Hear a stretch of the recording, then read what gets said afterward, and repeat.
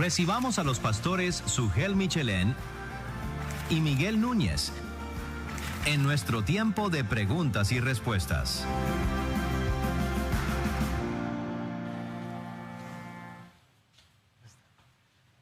Pastor Sugel, Pastor Miguel, y es un privilegio para mí el poder estar conversando con ambos sobre el libro, ¿verdad? Usted, Pastor Sugel, como escritor, pero Pastor Miguel, usted también que escribió el prólogo del libro, y quisiera preguntar primero al Pastor Miguel al respecto.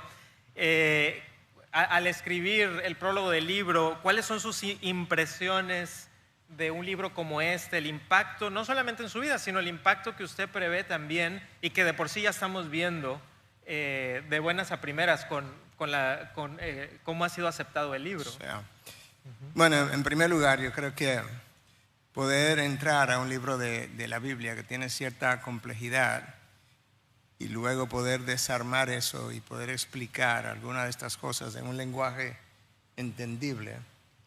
Porque yo creo que muchas veces parte del problema ha sido que hemos explicado teología de una manera que el común denominador no la puede entender.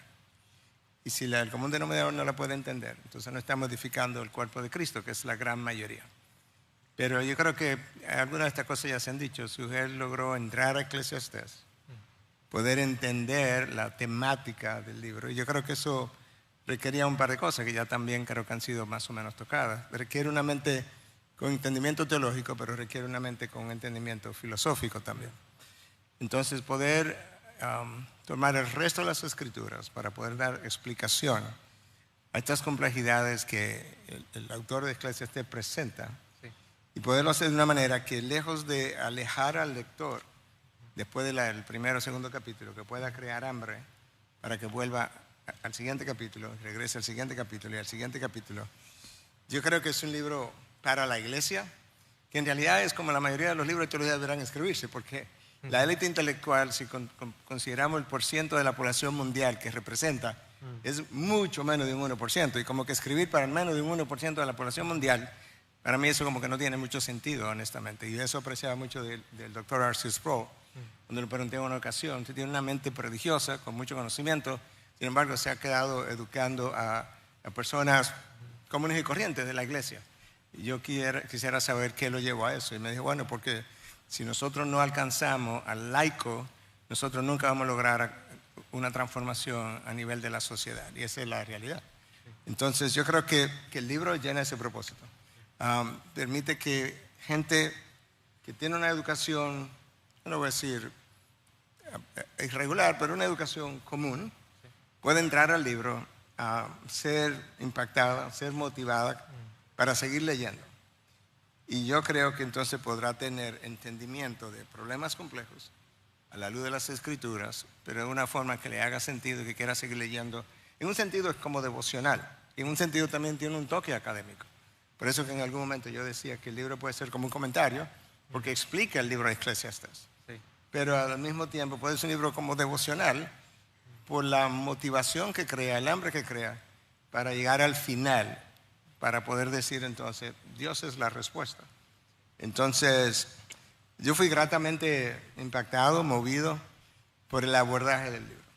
Pero yo no sé si Sugel se va a acordar, pero yo sé que te pidieron que escribiera esto hace muchos años, y en un momento dado como que se detuvo, y yo un momento le dije: tú tienes que escribir ese libro, porque yo creo que tú vas a hacer un excelente trabajo, porque creo que entiendo cómo piensa, y creo que era como la combinación precisa que se requería para escribir un libro que tenga un contenido académico, devocional, pastoral, profundo, y a la vez con cierta sencillez del lenguaje, pero también como un lenguaje, bueno, yo lo digo al principio del prólogo, es una hermosa prosa.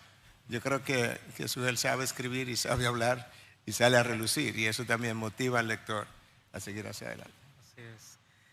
Pastor Sugel, todos los libros hay un elemento muy personal al escribirlo. No solamente uno tiene que sentarse detrás del teclado o enfrente de un papel en blanco, ¿verdad? Este libro tiene un aspecto muy personal también para usted en cuanto a la dedicación y también con su padre. Entonces, ¿pudiera hablarnos un poquito de eso? ¿Por qué es que hay esa influencia o esa dedicación en un libro como este? En la medida que iba escribiendo el libro y tenía que recordar a veces aplicaciones o ilustraciones que venían del mundo del arte o que venía de algún libro que había leído hace tal vez muchísimos años, tal vez cuando era adolescente, de repente empecé a recordar una y otra vez la influencia de mi papá, que tanto en la vida de Eric como en la vida de Gamal, y es lo que menciono en la dedicatoria, todo el tiempo vivía influyéndonos en cuanto al hábito de la lectura. Y es increíble porque yo no recuerdo, no sé si mis hermanos lo recuerdan, pero yo no me acuerdo nunca que papi nos haya obligado a leer. Era una influencia que estaba allí. Y siempre que venía un cumpleaños, Navidad, no es que no nos regalaban juguetes, pero papi siempre nos regalaba un libro y tenía una buena biblioteca. Entonces, cuando iba escribiendo el libro, me fui dando cuenta que probablemente sin esa influencia que vino incluso antes de yo conocer la gracia de Dios, por lo menos este libro no se hubiera escrito. Tal vez hubiera escrito otro, otro libro de Eclesiastés, pero no como este libro. Y por eso pensé, yo creo que es justo reconocer la influencia de mi papá en ese sentido. Era una persona que amaba las ideas, nos enseñó desde muy jóvenes a apreciar el arte y ese tipo de cosas, y yo creo que todo eso está de una forma u otra plasmado aquí. Pastor Sugel, ahorita mencionó el Pastor Miguel el tiempo dedicado a un libro como este. Háblenos un poquito de eso, de cuál fue el proceso de escribir el libro, los inicios, cómo el Señor lo puso en su corazón, cuál fue ese proceso, que cada libro tiene su propia historia, ¿no? Cuéntenos un poquito de la historia detrás, vamos a decir, en lugar de detrás de las cámaras, detrás del teclado de un libro como este. Yo terminé de predicar una serie de sermones expositivos en el libro de Eclesiastés en el año 2013.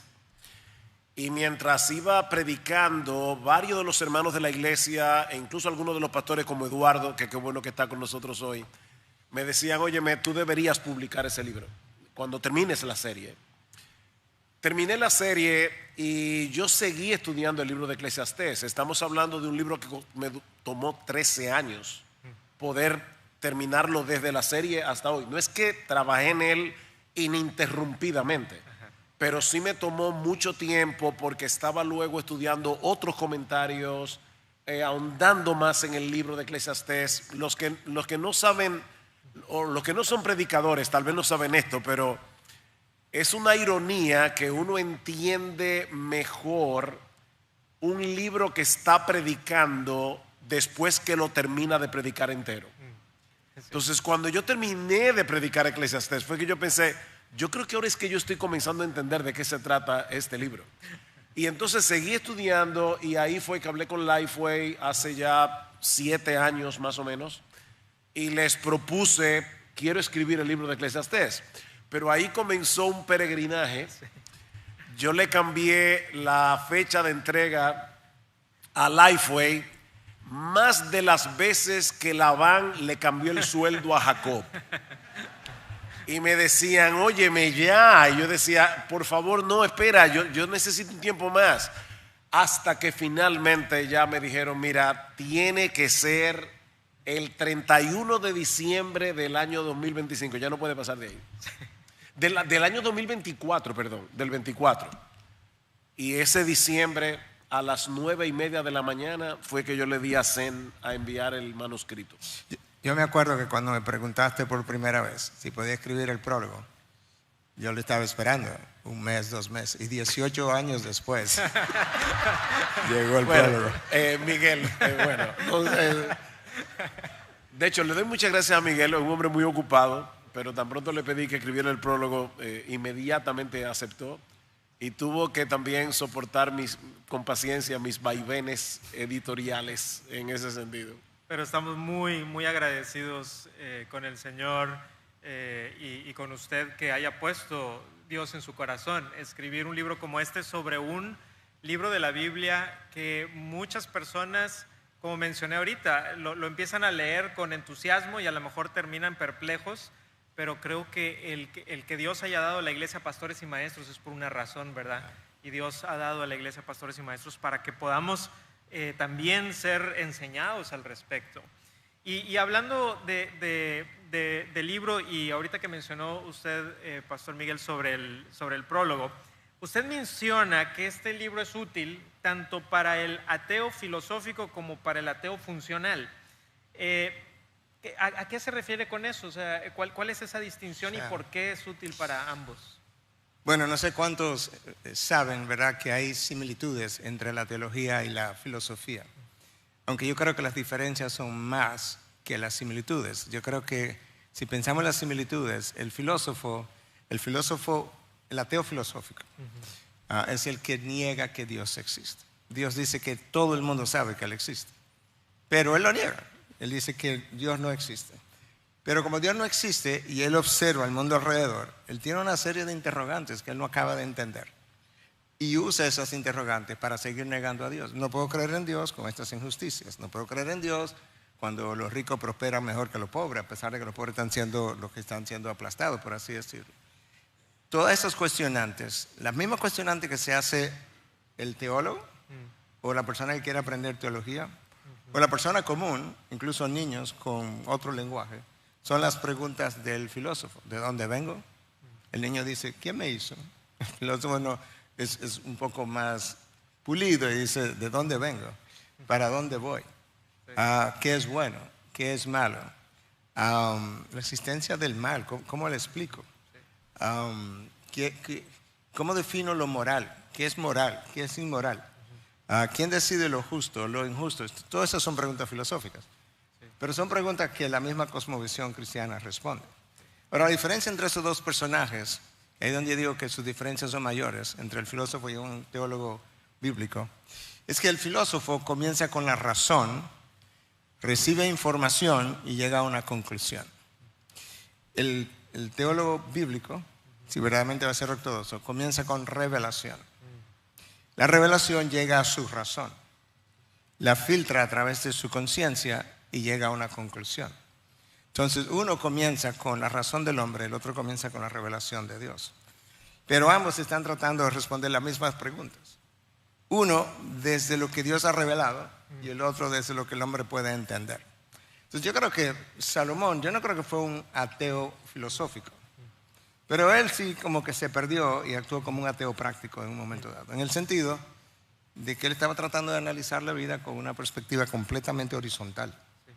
Él concluye con la teología que él sabía. Dios existe, lo experimenté todo y concluye que tú tienes que buscar de Dios, obedecer sus mandamientos y el fin de la vida es básicamente eso, encontrarte con Dios. Pero yo creo que él actuó como un ateo práctico. Pero yo creo que el ateo práctico, hay múltiples tipos de ateo práctico. Tú puedes encontrar el cristiano culturalmente ateo, o sea, la persona culturalmente cristiana, pero vive como un ateo práctico. Sí. Eso puede ser un católico, pero puede ser un evangélico también cultural. Pero él no ha nacido de nuevo. Entonces él toma decisiones como si Dios no existiera. Hace cuestionamiento como si Dios no existiera. Se hace preguntas como si Dios no existiera. Y concluye frecuentemente, no, yo sé que Dios existe, pero... Y usa eso para seguir negando su falta de compromiso o cualquier otra cosa. Ahora, yo he visto un buen número de personas que aparentemente son nacidas de nuevo y que también tienen un ateísmo práctico. Porque trabajan y llevan a cabo sus labores independientemente de Dios. Sí. Toman decisiones independientemente de Dios. Llegan a conclusión y se hacen preguntas. Pastor, yo no sé por qué yo estoy sufriendo tanto. Porque mire, pastor, yo veo otra gente que no vive tan pegado a la iglesia o a la Biblia y sufre mucho menos. Yo recuerdo cuando recientemente me encontré con alguien en el parqueo de una clínica y me dijo, pero que a fulano, ese era como su sobrino, al mejor de nosotros, ¿cómo le pudo pasar eso? Y ella es una persona que va a la iglesia y le dije, ¿tú te fijaste que al mejor del universo le pasó lo peor del universo? Pero de nuevo, yo estoy haciendo preguntas y tratando de responderlas a espalda de la revelación de Dios. Y eso es un ateo práctico, ya sea un católico cultural, un evangélico cultural o un nacido de nuevo verdaderamente, pero que está tratando de analizar la maldición de Génesis 3 sin el Dios que maldijo la tierra. Sí. Y eso no va a funcionar. Yo creo que eso es lo que le pasa a Salomón en un momento dado. Después que conoció a ese Dios, Sí. pero él como que se perdió en el camino. Y yo creo que eso nos ayuda a entender las palabras de Cristo. Separados de mí, nada podéis hacer, y en muchos casos nada podéis entender. Pero yo tengo que comenzar con la revelación para concluir, no con la razón para concluir. Y ahí es donde está la diferencia entre uno y otro. Yo creo que tomar el libro y poderle hablar de este hombre a un ateo práctico o a un ateo filosófico, yo creo que sería una muy buena cosa. Porque el libro tiene ambas cosas, tiene teología y tiene filosofía. Como pueden ver, el libro tiene un subtítulo y el subtítulo es El Evangelio según Eclesiastés. Pastor Sugel, por un lado, el libro de Eclesiastés tiene esta frase, todo es vanidad. Y entonces a lo mejor una persona, ¿verdad?, dice, todo es vanidad y el Evangelio, ¿dónde está el Evangelio en Eclesiastés? Pero eso es algo de lo que usted habla en el libro, el conectar el Evangelio con Eclesiastés. Explíquenos este subtítulo del Evangelio según Eclesiastés. Ayer estuve hablando con una persona, le estaba hablando del Evangelio, y para ilustrarle lo que quería decirle, le dije, mira, imagínate por un momento que yo te digo ahora mismo que yo tengo un tratamiento para el cáncer de páncreas eficaz en el 100% de los casos y que te lo doy gratis. Y tú me dices, wow, eso es una noticia excelente, excepto que yo no tengo cáncer. Si tú no estás convencido de que necesitas un Salvador, tú no vas a buscar la salvación que hay en Cristo. Bueno, yo creo que después que tú leas el libro de Eclesiastés, el de la Biblia, no el que yo escribí, el que escribió Salomón, cuando tú lees Eclesiastés, ahí tú comienzas a ver que nosotros vivimos en un mundo caído, en un mundo que tiene cosas hermosas, donde nosotros podemos todavía disfrutar de las bendiciones de Dios, pero donde hay mucha injusticia, donde las cosas no funcionan como deberían funcionar, y tú dices, pero ¿qué clase de mundo es este? Y en esa lectura, de repente tú comienzas a ver que el problema no solamente está allá afuera, el problema también está dentro de ti, y que tú necesitas respuestas. Entonces, Eclesiastés te empuja hacia Cristo, porque al final de cuentas la solución está en Él. O sea, dice Salomón, vanidad de vanidades, todo es vanidad. Dice Cristo, pero yo he venido para que tengan vida y para que la tengan en abundancia. Así que si tenemos una conversación entre Salomón y Cristo, Salomón está planteando el problema, pero no te va a dar la solución. De hecho, una de las virtudes del libro de Eclesiastés es que no tiene una respuesta simplista como cree, ora y todo se va a resolver. Eso no es verdad. Eclesiastés no trata la vida de esa manera, pero como quiera no te lleva todavía a la respuesta final, y la respuesta final sigue siendo Jesucristo. Yo he venido para que tengan vida, y Él mismo dice en Apocalipsis, yo voy a hacer nueva todas las cosas. Así que el mundo no se va a quedar en vanidad, el mundo no se va a quedar en futilidad, porque hay nuevos cielos y nueva tierra en los que mora la justicia, pero ese lugar no tiene sentido sin Jesús. Entonces, por esa razón es el Evangelio según Eclesiastés. O sea, aquí te plantean las preguntas que tú te debes hacer, pero aquí no están todas las respuestas, apenas te las sugiere. Cristo es la respuesta. Bueno, para agregar algo a eso, en el prólogo yo decía, Cristo no está en cada pasaje, pero Cristo hace falta en cada página de este libro, y esa es la verdad. O sea, separado de Cristo, esto no tiene ningún sentido. Entonces ahí está la conexión con el Evangelio. Y qué hermoso saber que en un mundo de vanidad, la cruz no es vanidad, sino que ese es el propósito de Dios, y que Dios está haciendo algo hermoso en este mundo caído. Amén. Pastor Miguel, el día de hoy damos gracias a Dios porque en las iglesias evangélicas, en las iglesias cristianas hay un resurgir sobre la consejería, la importancia de la consejería, Y mi pregunta va en esa dirección. ¿De qué manera le parece que un libro como este puede ayudar tanto al consejero, ¿verdad?, como al aconsejado para entender mejor el mundo en el que vive, a lo mejor el sufrimiento por el cual está pasando, sí, sabiendo que Eclesiastés nos muestra un sufrimiento real, que no dice, bueno, no, es que no te preocupes, no, realmente hay sufrimiento y la gente sufre. ¿Cómo le puede ayudar tanto al consejero como al aconsejado? Bueno, al consejero yo creo que le puede dar sabiduría para manejar cosas que no tienen una solución de este lado de la gloria. Por un lado. Por otro lado, yo creo que el consejero al leer este libro puede llegar a entender que muchos de los problemas de la vida, o la mayoría, no tienen una solución fácil, algo a lo que ya Sugel aludió. El libro de Eclesiastés no presenta una solución fácil, pero presenta la realidad de la vida como es. Entonces, muchas veces el que va a consejería llega tratando o cuestionando por qué la vida no es de esta forma, o mi vida, o de aquella forma. Y como decía alguien, si tú vas a lidiar con la vida como la vida debiera ser, tú vas a vivir en una prisión. Tienes que lidiar con la vida como la vida es. Y Eclesiastés no presenta la vida como la vida es, literalmente hablando. Entonces, decirle a un aconsejado, ahora pasando al aconsejado, algo que ya Sugel aludió, mira, ora o arrepiéntete, confiesa, ya todo se va a arreglar, no es verdad. Entonces, el libro de Eclesiastés nos ayuda a entender eso, que al final tú puedes hacer todo eso y todavía quizás las cosas no se arreglan alrededor de ti. Porque nosotros no vivimos en el planeta inicialmente creado, vivimos en un planeta profundamente trastocado, en el que Dios todavía está tratando de revelar su gloria.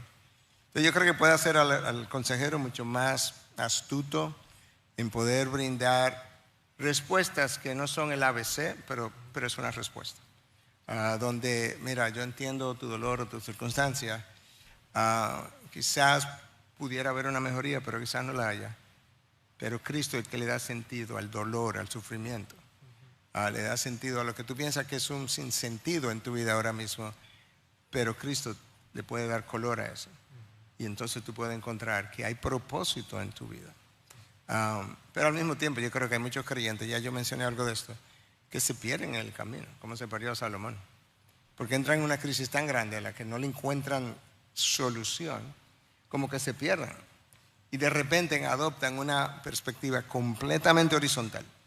Como si, que yo creo que fue lo que le pasó a Salomón, yo menciono eso en el prólogo, como que él perdió su dimensión vertical completamente. Y él vuelve y se encuentra con esa dimensión vertical. Y entonces dice, es ahí. Y al final, después de todo esto, porque yo lo vi todo horizontalmente, yo me doy cuenta que tiene que volver a ascender para encontrar sentido, propósito, dirección. Y yo creo que mucho de la consejería es ayudarle al aconsejado a lidiar con la vida como la vida es, o sea, su vida, pero ayudarle a ver que hay una realidad triste, dolorosa en la vida misma, debajo del sol, que solamente adquiere sentido en Cristo. Y entonces ahora Cristo le da sentido y propósito y color a mi dolor y a mi sufrimiento. Y la verdad es que, y con esto termino, pero yo le decía a nuestra iglesia el día pasado, yo te puedo contar mi historia como niño, que tuve un padre que era su amigo, que nos levantábamos juntos a leer, que salía conmigo a comprar libros, que me explicaba por qué me compraba este libro y no aquel, etcétera, etcétera. Y a los 11 años y medio se me descubre la diabetes, no refresco, no bizcocho, a los 11 años y medio, porque tampoco se manejaba bien la diabetes. Y a los 6 meses se murió mi amigo, a los 6 meses se murió mi papá. Y a los 6 meses nos mudamos de Santiago para Santo Domingo y yo no tenía amigos de aquí. Y entonces ahora me ponen en un colegio donde yo no conozco a nadie, no había un carro que me llevara, yo tenía que tomar una bola a los 12 años, tenía que ir de donde yo, como 1 kilómetro a pie, y esperar a alguien ahí que a veces me dejaba incluso. Yo te puedo hacer un drama de eso, pero sabes que por la gracia de Dios yo no me acuerdo de ese drama, ni viví ese drama. Entonces, no drama, no trauma. Entonces, eso es. Yo no recuerdo ese drama, yo no viví ese drama, pero no me hicieron un drama. Bueno, la vida es como un drama, pero yo puedo terminar muy traumatizado o yo puedo terminar sanado si yo puedo adquirir una perspectiva como la que al final del libro Salomón termina concluyendo. Entonces, por eso yo creo que le puede ayudar a un consejero y a un aconsejado. Mi hijo mayor tiene 7 años y me sorprende las preguntas que me hace. En la noche le leo una historia y de repente me hace unas preguntas que ni en el seminario las hizo nadie. Y lo que me llama la atención es que mientras él va creciendo, él empieza a hacer preguntas sobre la experiencia de la vida y empieza a hacer naturalmente preguntas existenciales, ¿verdad? Bueno, y en sí, ¿quién soy? ¿Y por qué pasa esto? Empieza a experimentar, empieza a escuchar de la muerte como una realidad, o de repente hace la pregunta, ¿y qué pasaría si tú, papá, mueres o yo? Y esas preguntas que tiene un niño de 7 años, las personas las siguen teniendo. Y hay muchas personas, Pastor Sugel, y eso usted lo sabe muy bien por su experiencia pastoral, que ven el mundo y dicen, yo veo el mundo y veo evidencia, no hay Dios, porque no tiene sentido. O sea, ¿Y de qué manera el libro de Eclesiastés le responde a esa persona con honestidad? ¿Cómo le diría usted a una persona que viene y le dice, es que, pastor, el mundo no tiene sentido? ¿Y cómo le responde usted con el libro de Eclesiastés a esta persona? Esa es una pregunta interesante. Una de las cosas que yo aprecio del libro de Eclesiastés es la honestidad. Y te dice, sí, ciertamente cuando tú ves la vida sin la presencia de Dios, es que la vida no parece tener sentido. Ahora bien, vamos a suponer por un momento que nosotros todos somos ateos aquí y que no creemos en la existencia de Dios. El decir que este mundo está mal, eso sí que no tiene ningún sentido. Porque en un mundo sin Dios las cosas simplemente son lo que son. No hay nadie que pueda establecer las reglas de juego universales que yo pueda tomar como parámetro para poder decir esto está bien, esto está mal. En un mundo sin Dios no hay mal, porque el mal es la ausencia del bien. Así que es absolutamente inaudito que un ateo diga que no puede creer en Dios porque hay mucho mal en el mundo. No, eso es una absoluta contradicción filosófica, porque si no existe Dios tampoco existe el bien, y si no existe el bien tampoco existe el mal. El mundo simplemente es lo que es. Pero Eclesiastés aborda el asunto desde una perspectiva muy diferente, porque Dios existe y creó un mundo bueno. Dicen en Eclesiastés capítulo 7, dice, una cosa he hallado, que Dios hizo al hombre bueno y recto, pero ellos buscaron muchas perversiones. Entonces ahora yo sí puedo entender el original y lo mal que está el mundo hoy, porque lo comparo con el original creado por Dios. Entonces en ese sentido Eclesiastés nos dice cómo vivir en un mundo tipo Génesis 3, pero sin negar Génesis 1 y 2. Dios hizo una creación buena, y precisamente porque Dios hizo una creación buena es que yo puedo juzgar hoy la creación y decir las cosas no andan bien. Pero precisamente por eso hay esperanza, porque como dice Pablo, vanidad de vanidades, todo es vanidad. Y dice Pablo, sí, Dios sujetó todas las cosas a vanidad por causa de aquel que las sujetó en esperanza. El mundo es vanidad precisamente para que yo entienda lo que dice ahí. No hay nada debajo del sol en lo que yo pueda encontrar plena satisfacción. No lo hay. Entonces yo le diría a esa persona que tú estás planteando aquí, yo le diría, mira, ¿sabes qué? Si algo me enseña este mundo es que yo no debo buscar las respuestas en este mundo, y tú estás en una prisión de donde no vas a poder encontrar luz de ninguna manera. Como dice Miguel, yo no comienzo con la razón, yo comienzo con la revelación, y en esa revelación yo encuentro todas las respuestas que necesito. No todas las respuestas de todas las preguntas que tengo.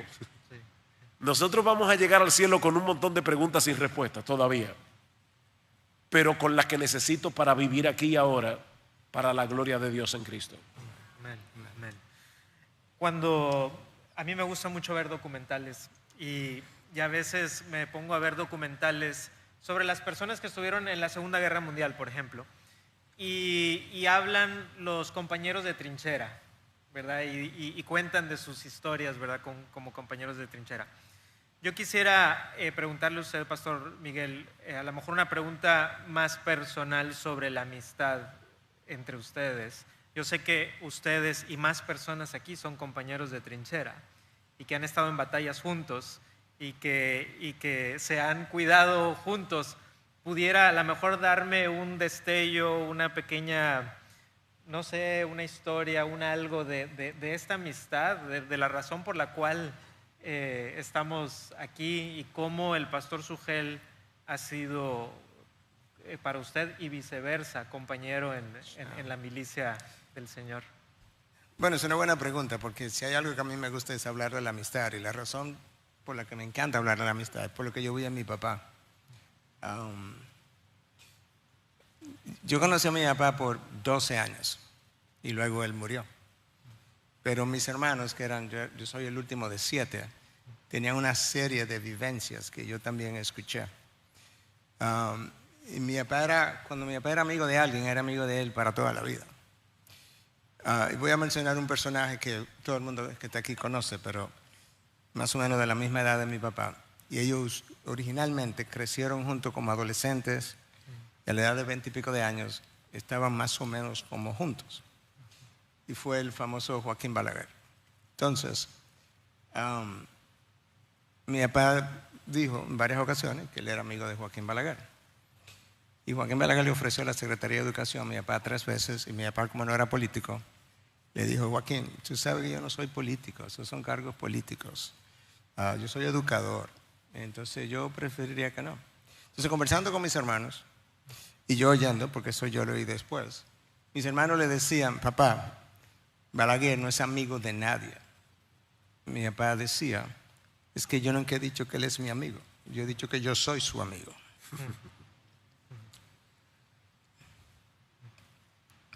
Es como Cristo con nosotros, porque muchas veces nos comportamos como si no fuéramos su amigo. Pero si le preguntáramos a Cristo, él diría: es que yo he dicho que yo soy su amigo. Ya yo no le llamo siervo, le llamo mi amigo. Y para mí es como el mejor calificativo que alguien pueda tener. Porque tú puedes tener una pareja de esposos, si no son amigos, no tienen nada. Entonces tú puedes ver que para mí, como que no es el esposo que tiene el mayor calificativo, es el amigo que es esposo. Es el mayor calificativo. Entonces llegué a Santo Domingo en el año 97, teníamos 15 años fuera. Nadie me conocía, mi familia. Y yo comenzamos a construir una iglesia. El Señor lo estaba haciendo, pero estábamos ahí tratando de construirla. Y después de varios años yo como que me sentía solo. Y yo entendía que personas que creen más o menos iguales, aunque no sea exactamente, como que debiéramos estar juntos. Sobre todo si quisiéramos impactar un país o un continente. Porque esa labor es demasiado grande para que la pueda hacer una sola persona, una sola institución. Entonces yo recuerdo, yo había visitado IBCJ un par de veces cuando estaban en la Tiradentes. Llegué a sentarme ahí en el patio en una silla.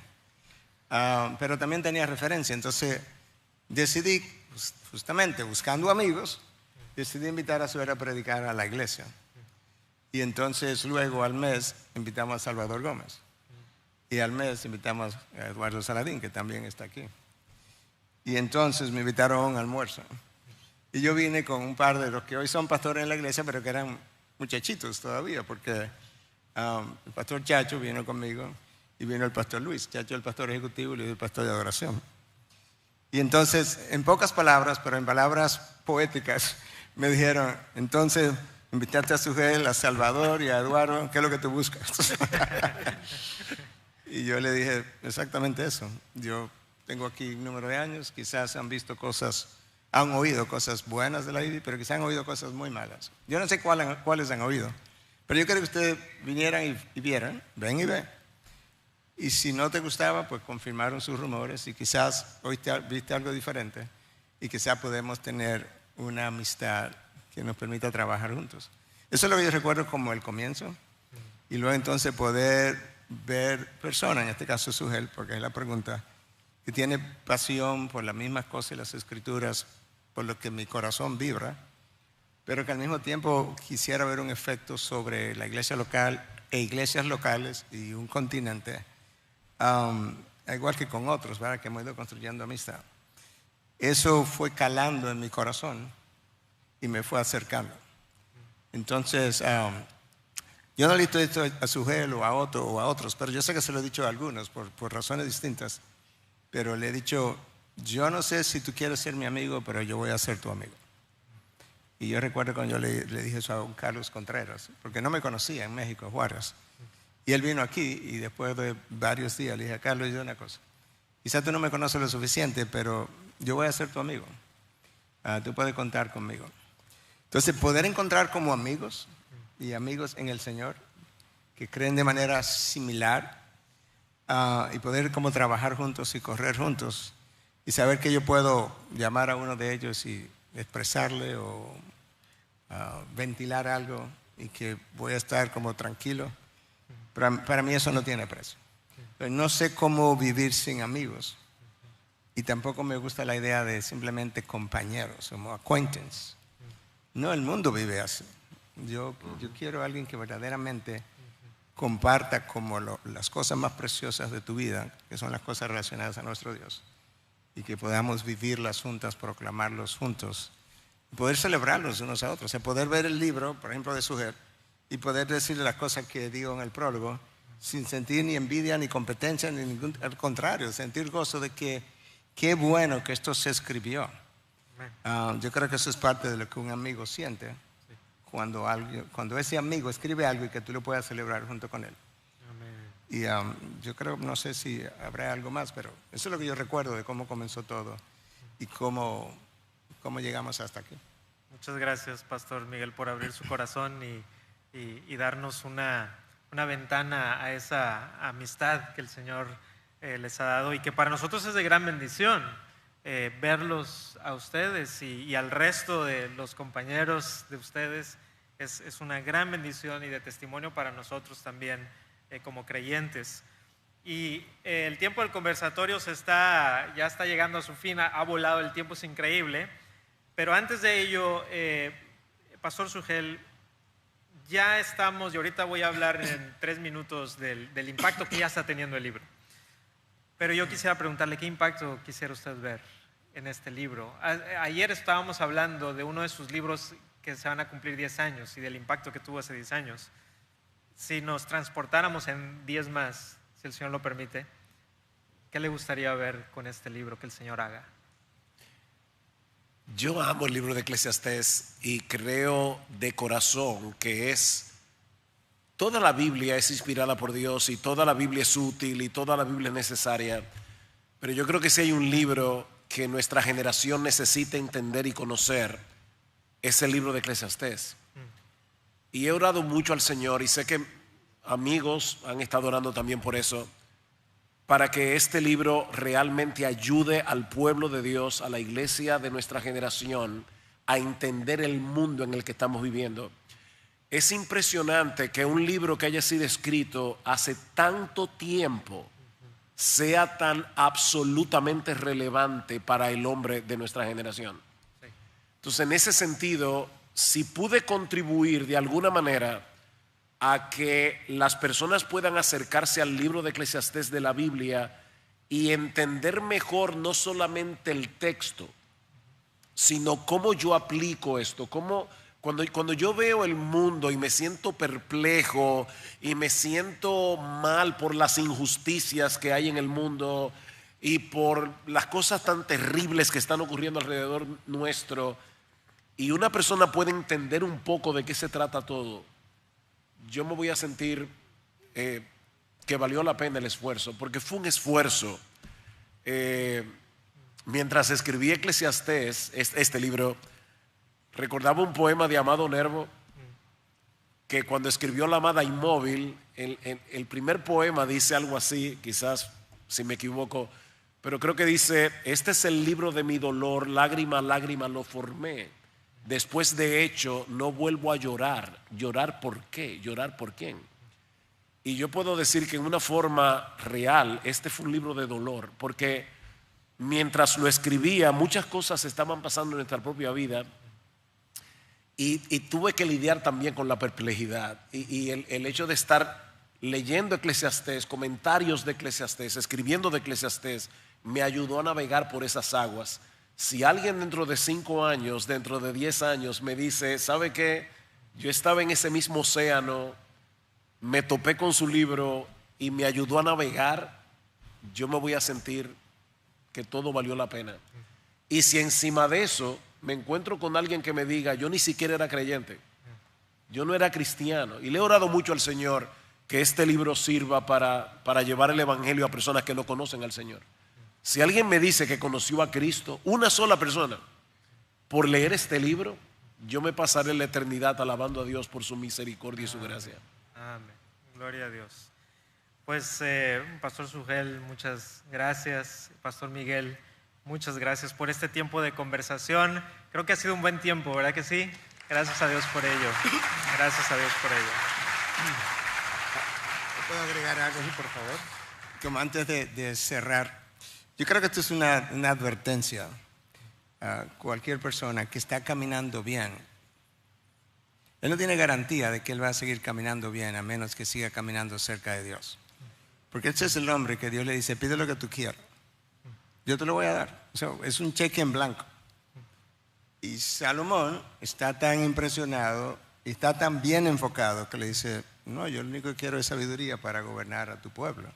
¿Te imaginas? Si quieres dinero te lo doy, si quieres fama te lo doy, quieres nombre te lo doy. No, yo lo que quiero es gobernar, sabiduría para gobernar a tu pueblo. Este es el hombre que se pierde en el medio del camino. O sea, el hombre que estaba totalmente enfocado en Dios, él se enfocó completamente. Entonces, en la vida cristiana, lo importante no es simplemente comenzar bien, es terminar bien. Amén. Y en el camino, sufrir bien. Yo creo que nosotros necesitamos hablarle a nuestros aconsejados cada vez más. Necesitas aprender a sufrir bien. Y esto no es publicidad, pero yo creo que eso es un próximo libro mío, Cómo sufrir bien. Porque yo estoy tan convencido, porque veo pacientes todos los días. Y veo que a veces pacientes no creyentes están sufriendo mejor que algunas de mis ovejas creyentes. Y yo digo, pero ¿y cómo va a ser? Entonces, de nuevo, yo creo que este libro es una advertencia. Que la única manera de caminar bien en la vida y continuar caminando bien es agarrado de Dios, independientemente de las circunstancias o de las evidencias. Yo creo que este es un buen libro para eso. Y yo creo que el estudiarlo, como lo ha enfocado Sugel, también te puede ayudar a ver la misma cosa. Amén.